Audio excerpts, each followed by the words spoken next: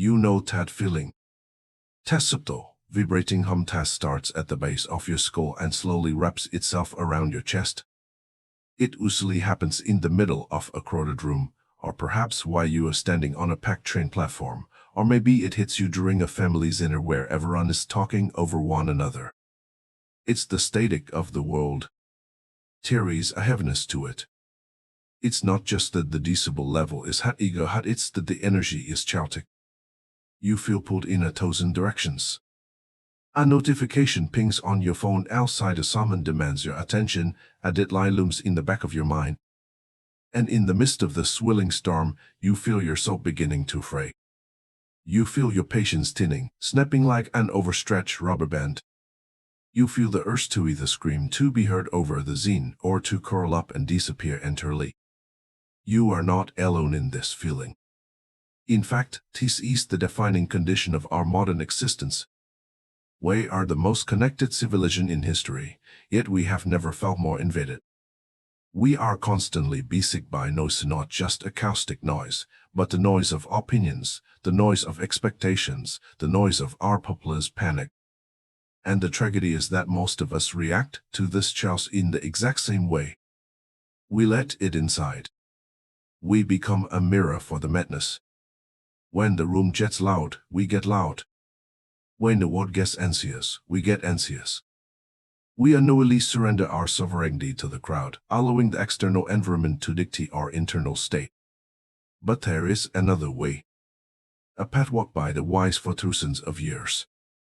Picture, just for a moment, a man standing in the center of Aurelius' Senate floor in ancient Rome.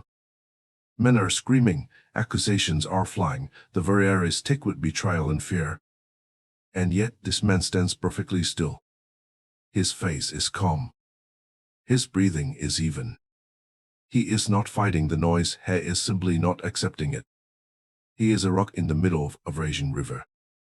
The water crashes against him, foams and sprays, but the rocks does not move. The rocks not become the waiter. This is the Stoic ideal. It is the realization that peace is not a place you go to escape the noise. Peace is a power you carry into the noise. Today, in this quick corner of the internet, we are going to explore how you can build the same unshakable stillness. We are going to walk through how to become the eye of the storm. You see, the mistake we make, the mistake you have made 1,000 times, is believing that to find peace, we must change our location. We think, if I could just get away from those people, or if I could just move to the countryside, or if everyone would just be quiet for 5 minutes, then I would be calm. We treat silence as a luxury condition dependent on our surroundings.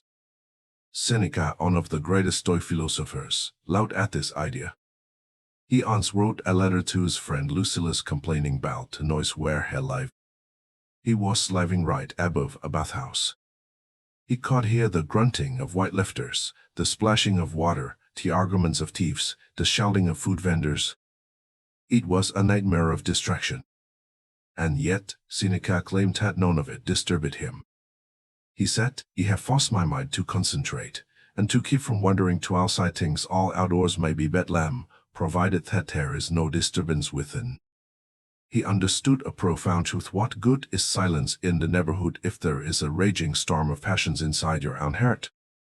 You can sit in a soundproof room miles from civilization, but if your mind is chattering with regret, anxiety, and fear, you are not in silence.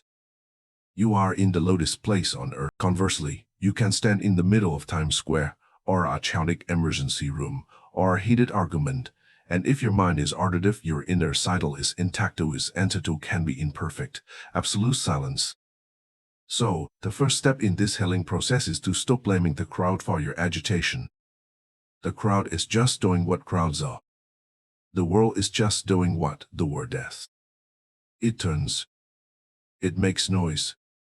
It clashes. The distress you feel, that belongs to you. And because it belongs to you, it is within your power to heal it.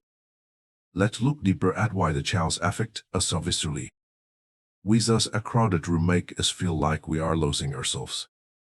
The Stoics would say it is because of sympathia, or mutual interdependence.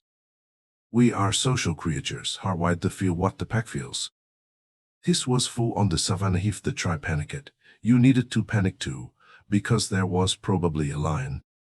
But in the modern office or the family gathering, this instinct betrays us. This is called emotional contagion.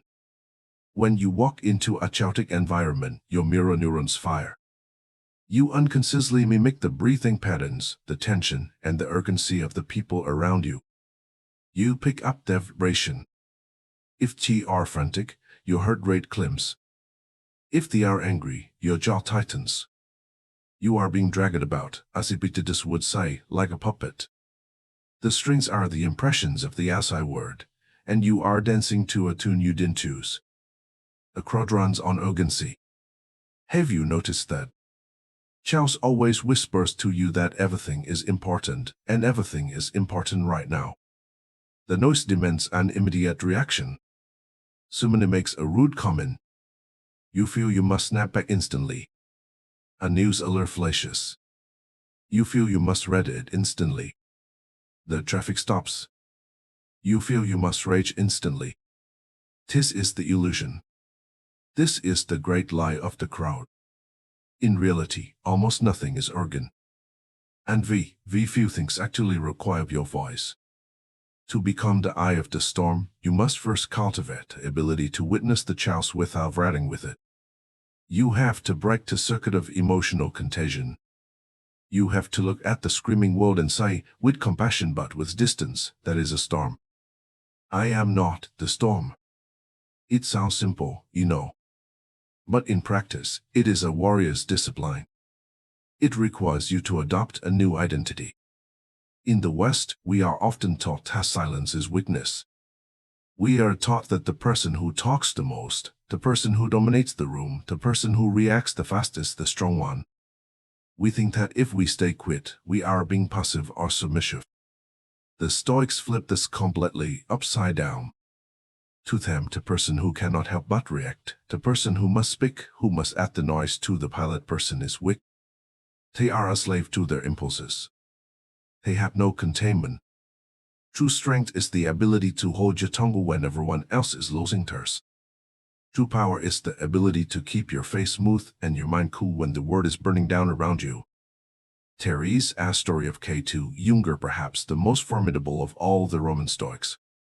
There was a man who lived by an iron code.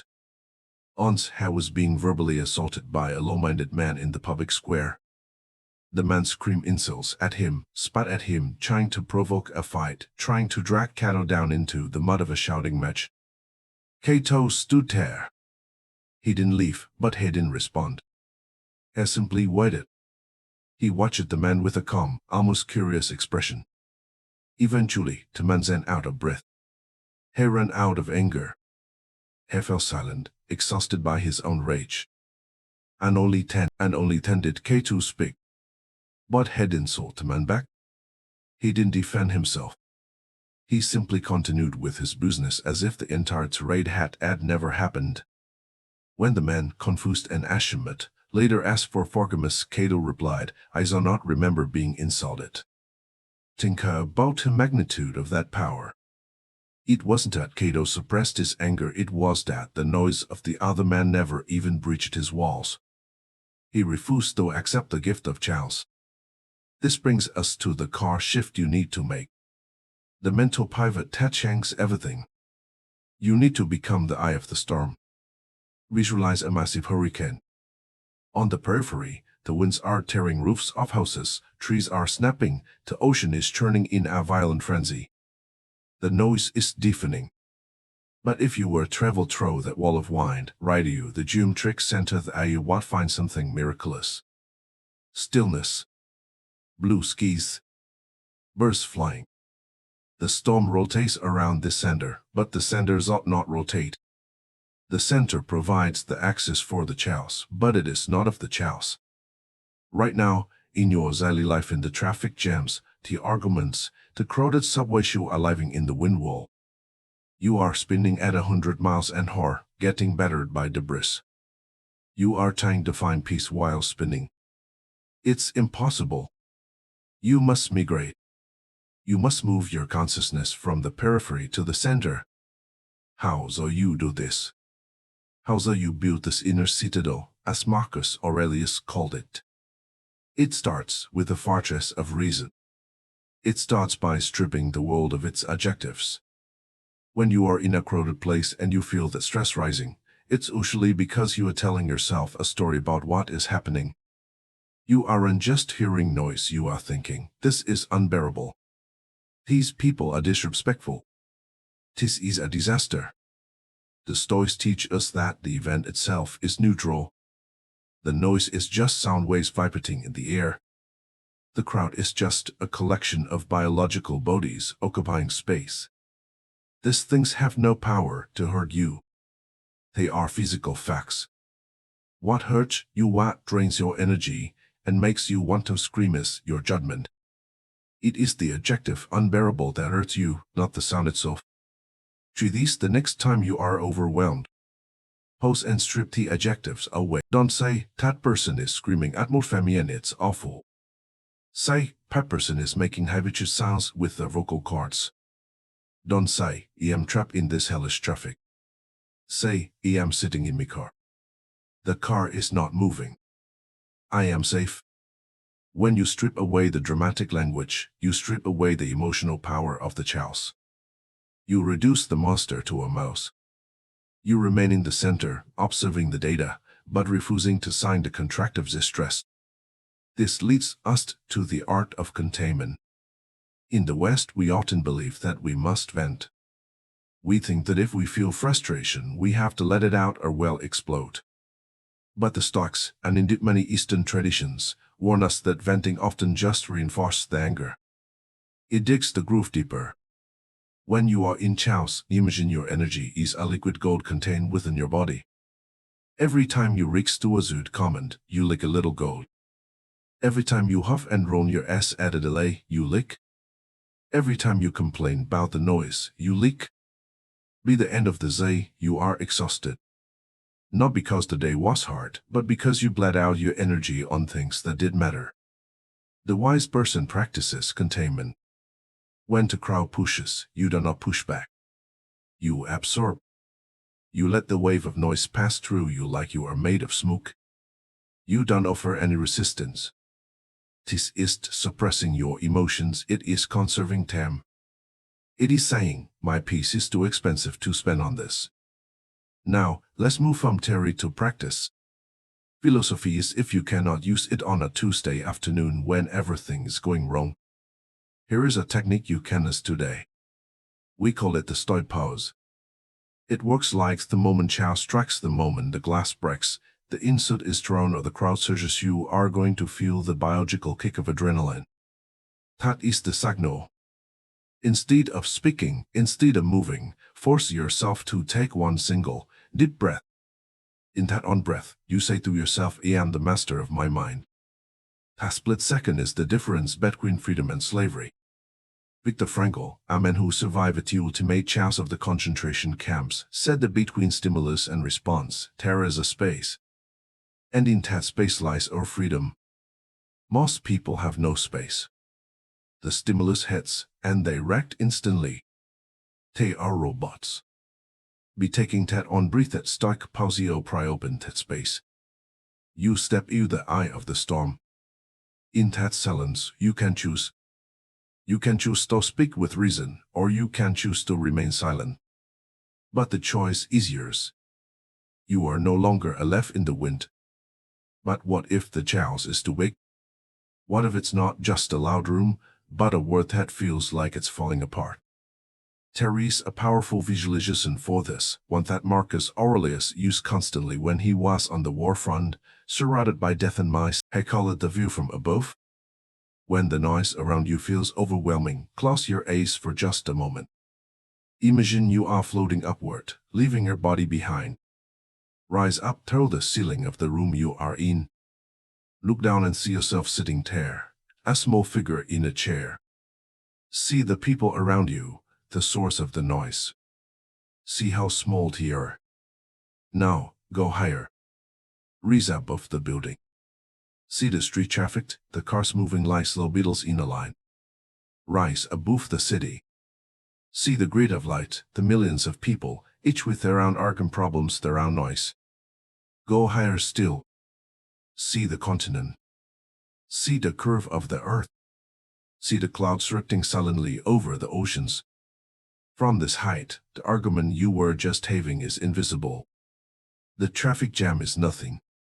The chest that felt like it was crushing your chest is just a microscopic speck of dust on a pale blue dot, spinning in the infinite silence of space. This is not to say that your life doesn't matter. It is to remind you that your problems are small and ought to be managed. The noise is temporary. The silence is eternal. When you return to your body, bring that silence down with you. Carry the vastness of the sky into the crowded room. In addition to this vision, you need a weapon for the immediate moment. A shield you can raise when the pressure speaks. I want to give you a mantra. A specific phrase to enter your mind when the word tries to drag you away. The next time you are in the midst of chaos, say this to yourself: I am the space in which, not the thing that is happening. This is a profound shift in identity. Usually we identify with the anger or the anxiety. We say, I am angry. But you are not anger. You are the awareness that notices the anger. You are the container. When you are the container, the noise can rattle around inside, but it cannot break you. You become vast. You become the sky allowing the clouds to pass. The clouds are dark, they are loud, they flash with lightning. But the sky is never damaged by the storm. The sky simply holds it. If you can practice the Stoic Pause, the view from above, the identity of the sky will notice a strange thing beginning to happen. You will stop fearing the crowd. You will stop dreading the noise. Because you will realize that your peace does not depend on them shutting up. Your peace depends on you waking up. And this brings us to the final and perhaps most beautiful part of our journey. The return to the marketplace. There is a temptation, once you test its stillness, to want to withdraw from the world completely. To lock the door, turn off the phone, and live in a bubble of carefully curated silence. But the Stoics would warn us against this. We are not monks living in a cave. We are citizens of the world. We have jobs to do, families to care for, communities to serve. Our duty is not to hide from the chaos, but to heal it. When you master the art of being the eye of the storm, you become a gift to everyone around you. Have you ever noticed what happens when just one person remains calm in a crisis? Imagine a room full of panicked people. Everyone is shouting. Fear is bouncing off the walls. One person walks in who is completely grounded. They speak slowly. They breathe deeply. They don't react. What happens? The panic begins to subside. The people around them start to coagulate. Their nervous system at ease out with the calmest person in the room. By keeping your mind steady in chaos, you don't just save yourself. You become a lighthouse for others. You become the anchor that keeps the ship from crashing into the rocks. This is the victory of the Stoic. Not that we escape the world, but that we transform it by our very presence. We walk into the noise, and we bring the silence with us. So here is my challenge to you. Tomorrow, or perhaps later today, you will face the noise. It is inevitable. Someone will cut you off, a machine will break, a room will be too loud. Do not resent it. Do not wish it away. Welcome it. Look at that chaos and think, here is my training ground. Here is the weight I must lift to grow strong. Stand in the center of it. Feel the vibration of it against your skin. But keep the door to your inner citadel bolted shut. Watch it all with the amused detachment of a wise elder watching children play a loud game. Smile, just a little. Smile, because you know a secret that they have forgotten. You know that the noise is just the surface of the ocean, chopping and churning in the wind. But you are the deep water. And down deep, it is always quiet. The price of his power is vigilance. It costs you the momentary satisfaction of screaming back. It costs you the easy comfort of complaining. But what you will with that price is your soul. You be back your freedom. If you can hold your silence when earths are losing terrors, you become invincible. Not because you cannot be hit, but because you cannot be moved. And as you walk through this loud, bright, frantic world, remember that the sanctuary you are looking for is not over the next hill. It is not in the noise-canceling headphones. It is not in the empty room. The sanctuary is right here. It is behind your eyes. It is in the space between your thoughts. It is the fortress that travels with you wherever you go. Wherever it is crowded, keep quiet. In chaos, keep your mind steady. And become the stillness that the world so desperately needs. I hope this message has served you well. Here at the Stoic Sanctuary, our goal is to help you build the fortress brick by brick. If this message found you at the right time, if you are ready to claim your place as the eye of the storm, I invite you to make a small commitment. Don't just listen and scroll away. Answer this intention. Go down to the comments and simply write the word stillness. Let that one word be your contract with yourself. Let it be the first brick in your citadel. Thank you for spending this time with me. Walk gently today. And remember, the storm is out there. But the peace in here. Cultivate the mind.